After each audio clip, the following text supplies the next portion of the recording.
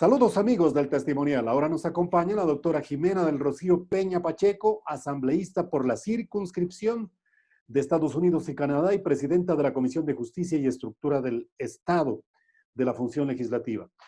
Muchas gracias, Jimena, por acompañarnos. Estimativamente entre 1.700 y 4.000 ecuatorianos se encuentran fuera del país, cerradas las fronteras por el COVID-19. ¿Qué conoce usted del tema? Bienvenida, muchas gracias por acompañarnos. Muchas gracias, Wilman, por la invitación. Un saludo a todos los ecuatorianos y ecuatorianas que ven y escuchan esta entrevista. Así es, lastimosamente, durante la pandemia, muchos de hermanos ecuatorianos no pudieron retornar al país debido a las medidas de seguridad que se tuvo que tomar por parte de las diferentes autoridades durante la peor parte de la emergencia, ¿no? Entendemos que estos requisitos de viaje, si bien al inicio estuvieron bloqueados nuestros aeropuertos, ya no pudieron venir algunas aerolíneas, fueron medidas drásticas precisamente necesarias en su momento para evitar una propagación aún mayor de lo que ya tuvimos en ciudades como Guayaquil y como Quito. Recordará usted que el virus vino al Ecuador precisamente a través de un vuelo que vino de Europa. Creo que fue icónico el caso de la compatriota migrante que volvió como toda migrante de vacaciones a su país y que lamentablemente visitó muchos lugares donde se esparció el virus. Así es que ante esto las medidas en su momento fue el cierre de... Y eso claro que ocasionó dificultades a los ecuatorianos que habían estado fuera del país por diferentes motivos. Ahora, En Jimena, ese ¿usted tiene momento, un estimativo cuántos están en Estados Unidos precisamente donde es el área de jurisdicción de su tarea legislativa? no tenemos un estimativo claro. Entendemos que la gran mayoría se encontraban en estados de Florida, de particular en la ciudad de Miami. Sin embargo, durante estos meses se han venido realizando algunos vuelos esporádicos que han permitido retornar con mayor facilidad a personas, a niños y niñas, a adolescentes, a mujeres embarazadas y adultos mayores. Sin embargo, ahora que ya se está permitiendo ingresar con mayor frecuencia a vuelos, esperamos que ya estos compatriotas puedan retornar de manera organizada. Ya también entendemos que la exigencia de que tengan que venir con una prueba de COVID realizada 72 horas antes de abordar. Esto, insisto, con la idea de precautelar, de evitar que se siga esparciendo el virus, de tal manera que la persona que tenga el COVID te pueda hacer se encuentra y volver ya al país cuando se encuentre sano. ¿Cuáles son las condiciones en las que se encuentran aquellos ecuatorianos? Bueno, van a ser diversas, no podemos hablar que todos tienen las mismas condiciones. Hay ecuatorianos que obviamente están fuera, tienen recursos, podrán costearse una estadía, podrán estar en casas de familiares. Entiendo que los consulados se activaron para poder acompañar a estos ecuatorianos, buscarles lugares de acogida, incluso activar con la misma comunidad migrante de allá para que reciban ayuda y asistencia. Pero claro, esto desbordó a todas las autoridades. Ha sido una crisis realmente que ha desbordado la capacidad gubernamental desde los países más grandes hasta los más pequeños. A medida de las posibilidades, creo que las comunidades y la misma comunidad migrante se ha organizado para poder acompañar a los casos que por lo menos se han podido conocer. Ahora, claro, ya la situación en Estados Unidos también está mejorando, de hecho allá ya están trabajando, las aerolíneas ya están dando ciertos servicios, no tan frecuentes como antes, obviamente, pero ya están abiertos los aeropuertos, ya se puede comprar pasajes y pues esperemos que sus compatriotas puedan volver lo antes posible, pero asimismo garantizando que se encuentran sanos por la misma salud de los familiares que van a estar acá esperándoles, ¿no? Claro, usted dice que de todas maneras, y es un justificativo muy importante decir que los gobiernos no tuvieron una reacción inmediata porque fue desbordado por las distintas circunstancias que se conocen. Pero en el caso ecuatoriano, ¿usted cómo califica esa reacción? Esos vuelos humanitarios nunca existieron. Realmente yo entiendo que hubieron complejidades económicas.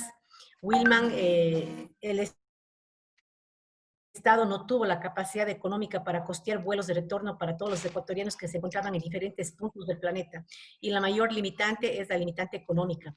Cuando veíamos que dentro del país no habían recursos ni siquiera para dar los servicios de atención a todos los ciudadanos que se encontraban en los hospitales, cuando veíamos a nuestros médicos atendiendo a la gente enferma, sin ni siquiera todo el equipo de seguridad médica que requerían.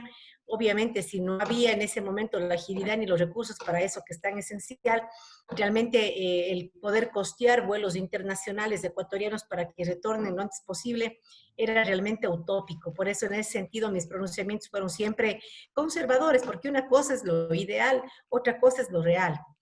En medio de una pandemia, cuando no hay recursos, cuando hay un gobierno paralizado, endeudado, realmente pensar que van a haber recursos para traer a todos en vuelos y poder acá recibirlos como algunos querían, porque usted recordará que al inicio había la cuarentena acá, y claro que en la cuarentena habían diferentes niveles, entiendo que había una tabla, dependiendo de la capacidad de la persona, habían costos que iban desde los $10 diarios, me parece $8 diarios, pero claro, por $8 diarios usted no iba a tener un hotel 5 estrellas, probablemente un lugar donde podía usted descansar con mínimos servicios de salubridad y demás. Pero claro, de pronto eso no era lo que esperaban otros ciudadanos que sí podían costearse a lo mejor un hotel de 50, $60 diarios. Todo eso realmente desbordó el hecho de que cuando vuelvan a Ecuador poder garantizar una cuarentena porque no podían llegar y permitírseles irse, precisamente para precautelar la salud del resto de la población. Se tenía que mantener una cuarentena y esta cuarentena tenía que ser obligatoria. Y usted recordará que hubo incluso hasta una denuncia y autoridades que están denunciadas precisamente por haber obligado a los ciudadanos a quedarse dentro en cuarentena luego de haber aterrizado al país.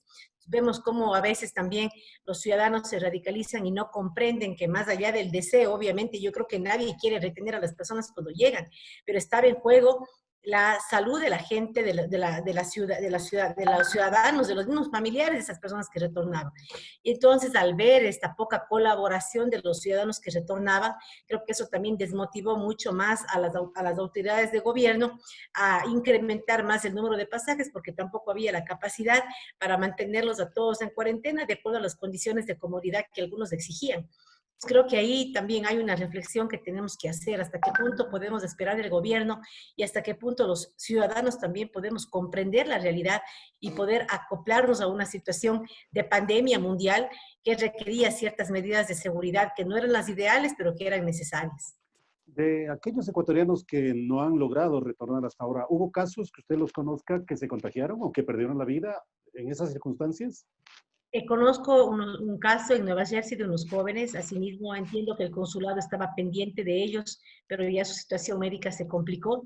Le comento que a mi despacho como representante de los migrantes hemos recibido varias llamadas de los ecuatorianos que se encontraban en tránsito, sino de los mismos ecuatorianos que han estado viviendo, por ejemplo, en estados como Nueva York y que han tenido que enfrentar la pandemia desde sus casas, solos, sin recursos.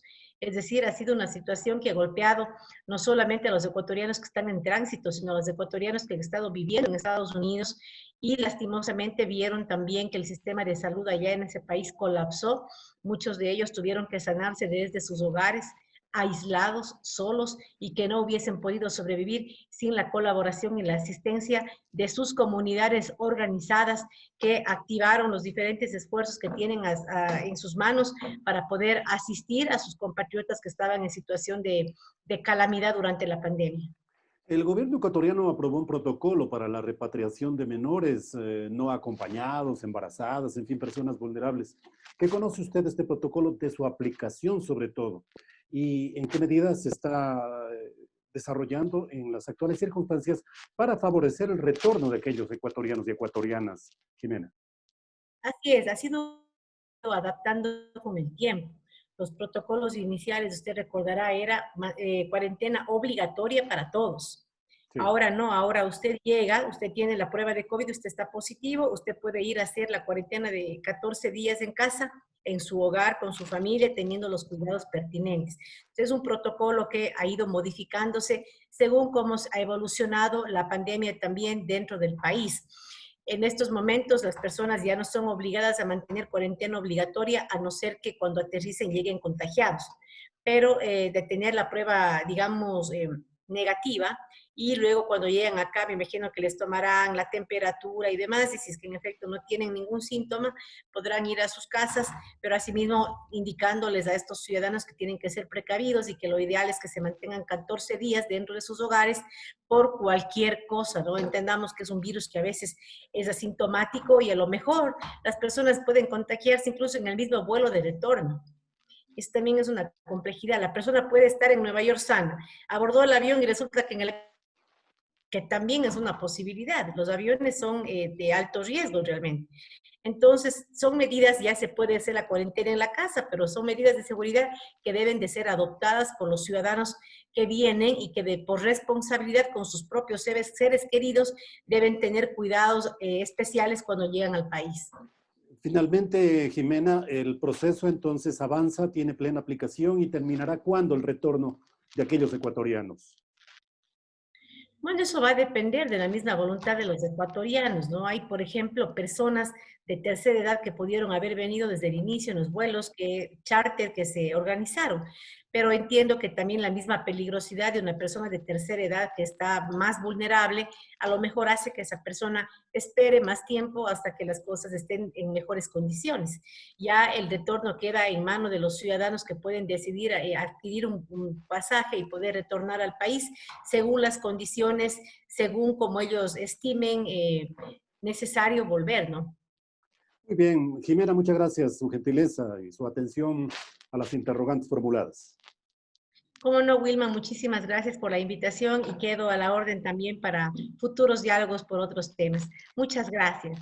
Muchas gracias a la doctora Jimena del Rocío Peña Pacheco, asambleísta por la circunscripción de Estados Unidos y Canadá.